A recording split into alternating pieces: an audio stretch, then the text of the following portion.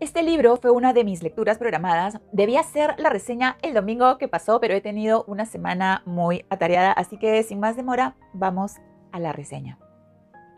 Este libro se llama El guardián de la marea, de la autora Maite Uceda.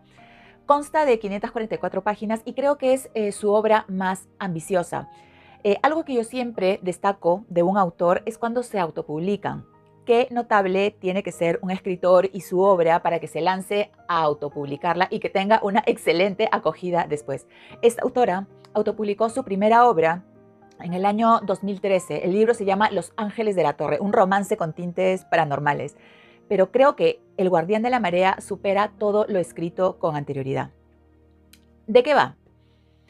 Este libro nos narra la vida de Marcela Riverol y de todo su entorno durante el bloqueo que sufrió Canarias durante la Primera Guerra Mundial, la gripe española y la Segunda Guerra Mundial hasta la muerte de Franco. Si bien es cierto, España era neutral durante la Primera Guerra, sin embargo los productos que adquiría eran de origen francés o inglés, por tanto los submarinos alemanes interceptaban todos los barcos cargueros de alimentos que tenían destino a Las Palmas y requisaban su cargamento. Esta era una medida muy cruel porque era condenar a los pobladores de Las Palmas al hambre. Prácticamente no tenían que comer, pero el contrabando se abrió paso y era la única manera de sobrevivir al hambre. Hay una parte muy triste donde Marcela dice que el hambre no entiende de honra, ni de leyes, ni de amenazas del infierno, porque el hambre es el infierno. Y del infierno solo se escapa pecando. Esta cita retrata maravillosamente bien el contexto de lo que vivían los españoles en esa época. Era el año 1918 y un buen día hubo un revuelo en la localidad donde vivía Marcela. Se decía que un submarino alemán se había hundido y que había 3 sobrevivientes. 2 los tenían las autoridades y 1 estaba desaparecido.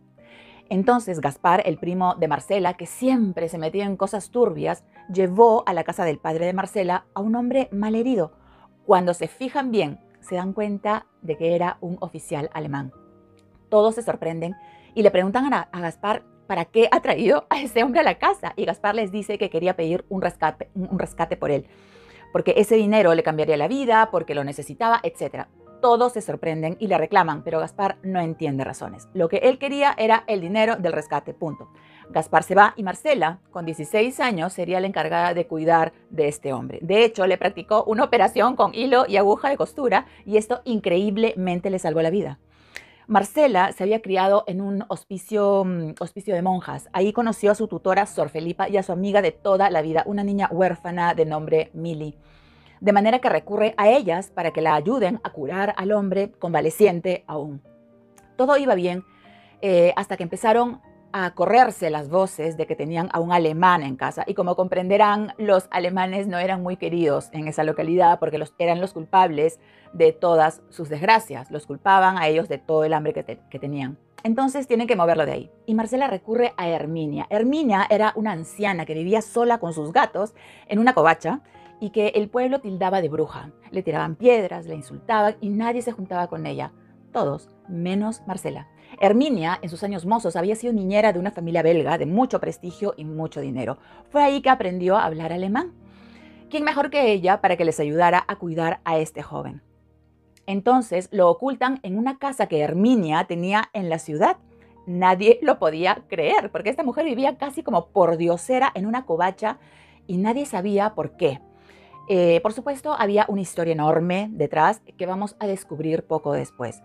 De modo que Herminia presta su casa para esta misión secreta, pero a cambio de una condición. Le pide a Marcela encontrar a una persona de nombre Thomas Hammersmith, vicecónsul de Bélgica en Tenerife, nada menos. Marcela acepta y la anciana se convertiría en el hilo conector entre Hans Berger, el teniente de la Marina alemana, y la joven Marcela. Marcela descubriría en Hans a un hombre de honor, respetuoso y agradecido.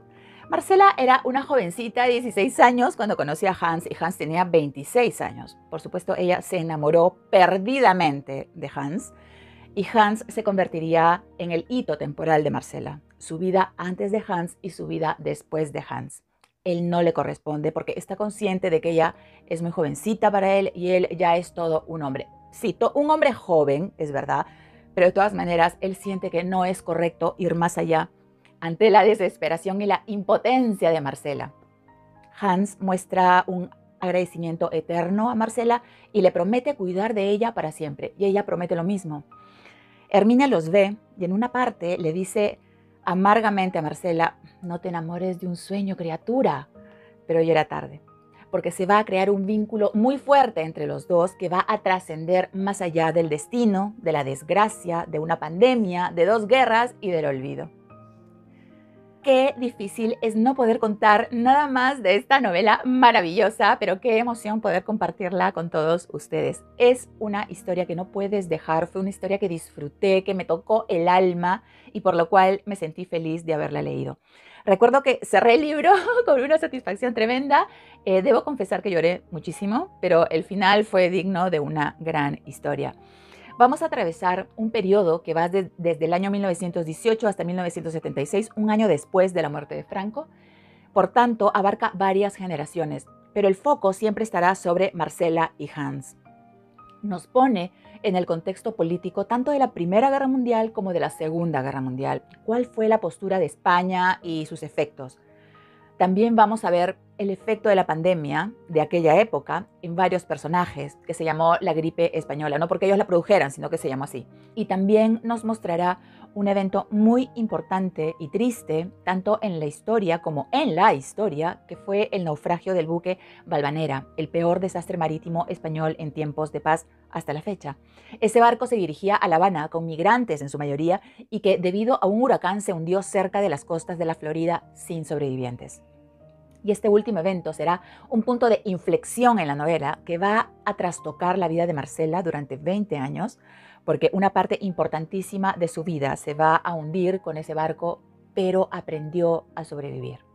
Y así empieza la novela, con Marcela recordando lo que fue su vida desde que conoció a Hans hasta ese momento, regresando a España a bordo del Marqués de Comillas, después de vivir durante 20 años en La Habana.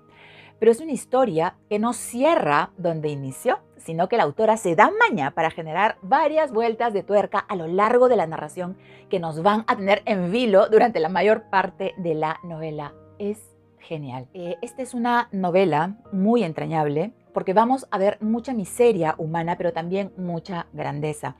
Vamos a ver el sacrificio personal por un tema de honor, el sacrificio personal por la amistad, la dificultad de salir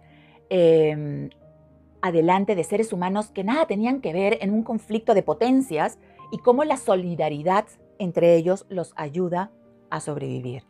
Y sobre todo esta historia nos presenta a una mujer extraordinaria que fue una niña que tuvo que aprender a defenderse desde muy tierna edad. Aprendió a estar sola, a no temerle a la soledad, a forjarse un carácter firme y a nunca depender de nadie, ni siquiera del destino.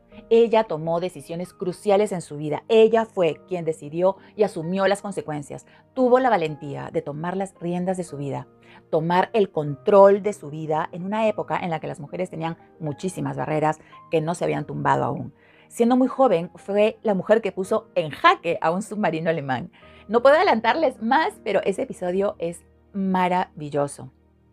Nos habla de una mujer que no se rendía ante nada, que estaba consciente que el tiempo jamás volvía en pos de los rezagados, pero que sabía también que las heridas debían cerrarse, que al final era necesario reconciliarse con la vida y que nadie jamás se arrepiente de haber vivido, porque la vida, decía ella, es muy tacaña en felicidad. Y si tienes la oportunidad de ser feliz, aunque sea por un suspiro, agarra la oportunidad de los pelos, porque esas experiencias nadie te las va a quitar. Nos habla también del perdón y de la reconciliación. Cuando lean la novela van a entender a qué me refiero. Eso ya casi al final. Tiene personajes entrañables. Herminia es una de ellos. No aparece durante toda la novela porque ya es una anciana al comienzo de la historia, pero tiene reflexiones de vida, experiencias muy duras y citas notables. Fue otra mujer muy fuerte que tuvo que tomar decisiones dolorosas en pos de un bien mayor. Sor Felipa también es un personaje que nos dura hasta el final de la novela. Es una religiosa adelantada a su época que comprendía muy bien los desafíos de los tiempos en los que vivían, las dificultades, las circunstancias y por tanto los sacrificios que debían hacerse y cómo comportarse a la altura de las circunstancias sin perder su humanidad. Finalmente, vamos a ver cómo algunos personajes terminan mal, porque ese siempre fue el eje de sus vidas. ¿Qué me aporta esta obra? Me aporta una gran historia de resiliencia donde no hay fuerza de la naturaleza más fuerte que el amor sincero. En conclusión, yo recomiendo su lectura porque es muy ágil, se te va rapidísimo. Es una curiosidad constante en saber qué va a pasar con los personajes, sus vidas y ese amor inconmensurable.